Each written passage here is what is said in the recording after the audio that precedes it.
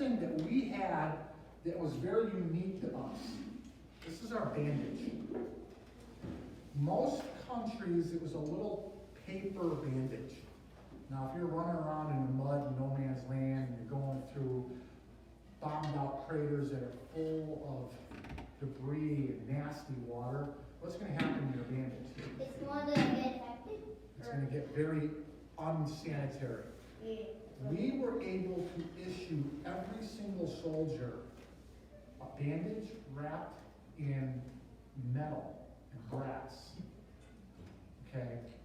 Now, if I needed my bandage and I'm hurt, and they find my bandage and they pull it off and they wipe it off real quick and they open it up, what's the bandage? Is it still clean? Yeah. Absolutely. 100 years later, is that bandage still clean? Absolutely. Possibly. Okay, so one of the reasons we lost a lot of troops wasn't from wounds, it was actually from infection. I mean, they say in World War I, if you got wounded, there was a 90% chance you were going to die. Any wound. From contamination, from illness, from sickness. Lead poisoning. Well, that would be being shot.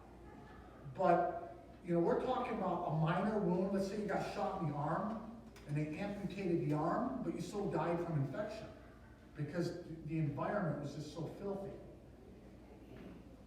Okay? The other item that we had that was very popular that everyone had was World War I was our only use of gas. It was first chlorine gas was first used by the Germans. I thought I had the gas mask. Unfortunately, I only have the gas mask bag. I have two of them. One, it's just a bag and I display it. It would be up on the chest, and the other actually has the mask inside of it. I grabbed the wrong one. It was folded up in the kit. So I apologize for that. Again, it was a British style mask that we were using. You know what was really horrific about these masks? You know what the filters were made out of? Asbestos. Asbestos good to breathe? No, right? So think about having to make a decision. Breathing through an asbestos filter to save your life, to potentially die later, so you wouldn't die now. I'd die now. I would die now.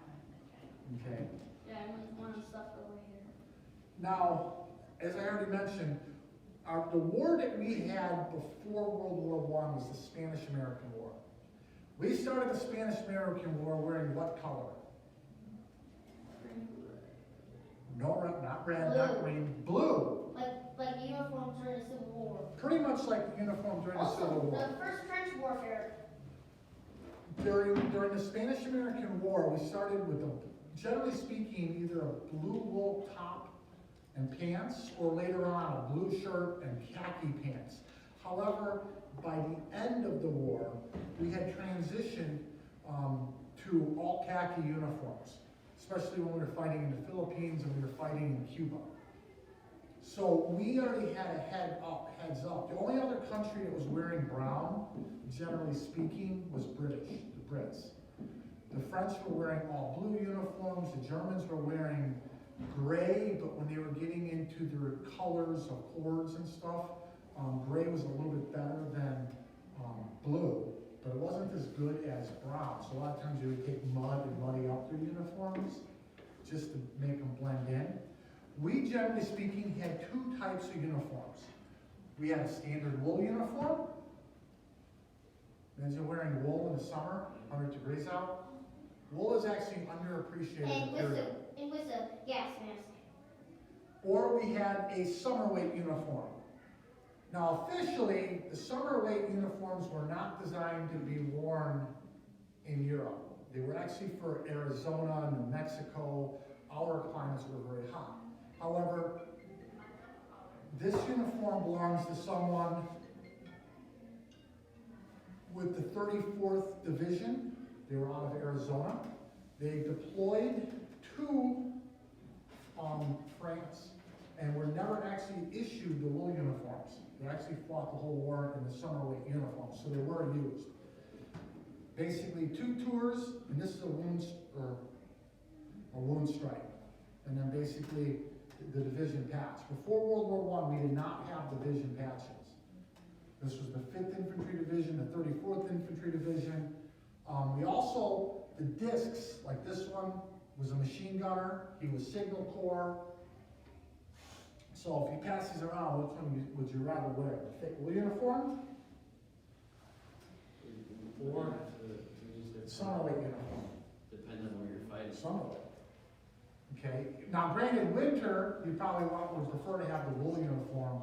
The 34th Division actually had to fight through the winter with the summer weight uniform. I said they were never actually issued the colder uniform. Your basic gear. This is a basic gear set. Must be really heavy.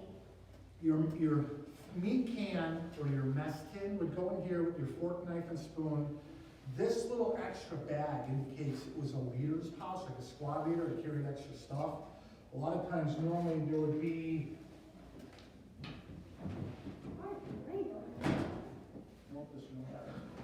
a E-tool, a little T-handled E-tool coming out the bottom. You have your cartridge belt. In this case, because he was a squad leader, he also had a pistol. This is your first aid pouch, your canteen, everything you needed to wear, your clothing. When you open this up, it laid flat.